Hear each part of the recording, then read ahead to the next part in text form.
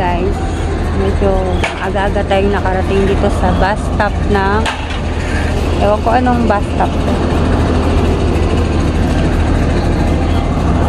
Aga kami nakarating as of now dito sa hindi ko makita yung oras, 7:47. Andito na kami sa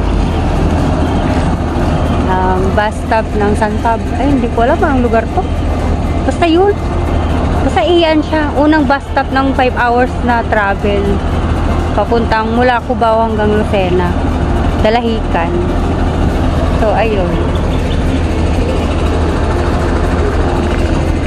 CR din pag may time. Ay, oo, tama. San Pablo. City of San Pablo. Ayan o. Nakalagay pala dito sa trash can.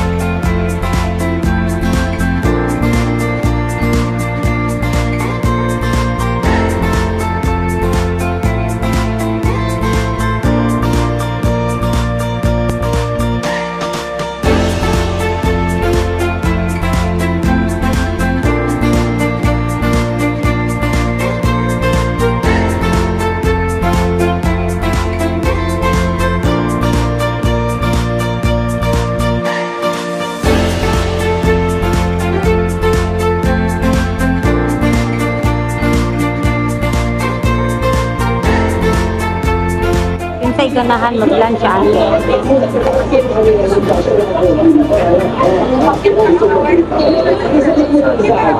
Tagal na naman magpasakay ng barko. Anong oras na? 12:37 na.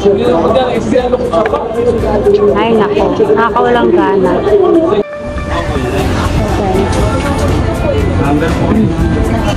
Nakasakay na ako.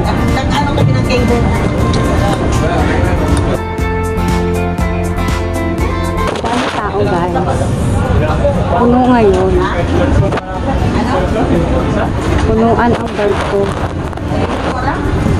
Siya yun.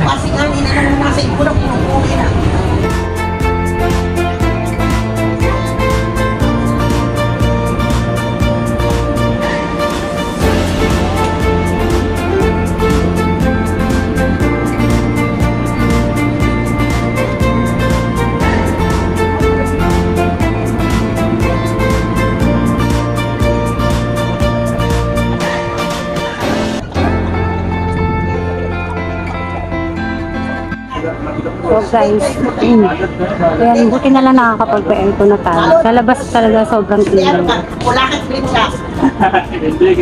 Buti na napa-reserve na ako agad ng ticket ng tito ko.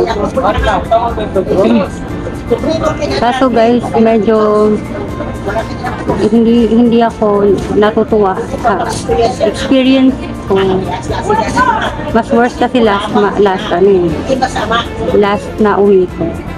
Pero ngayon, medyo okay naman kasi kung hindi dahil sa tito ko, hindi naman makakapagpabook ng maaga. Although pagdating ko naman dito, doon pa rin naman nagpabook. Pero, di ba, kung ako yun, ang bagay kong kumilos. Ang problema ko ngayon, yung pag-uwi. Kasi wala na akong kakilala sa Masbate. Meron pala yung batchmate ko. Pero, ewan ko, kung magagawa niya bang, pwede ba siyang pakiusapan ng maayos na, hindi ako magkakaabiyan niya.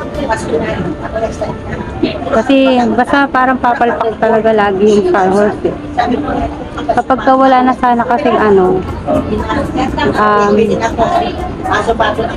empty na all available na bed, huwag na kayong tumanggap ng passenger. O kaya mag-advance book na lang kayo through online. Tapos para malaman kung ilan, para hindi nagugulan ako. Sobrang lutang ko guys, di pa ako kumakain. Tapos kuyat pa ako, kagabi pa ako di kumakain. Sobrang nakakapanglata yung biyahe natin.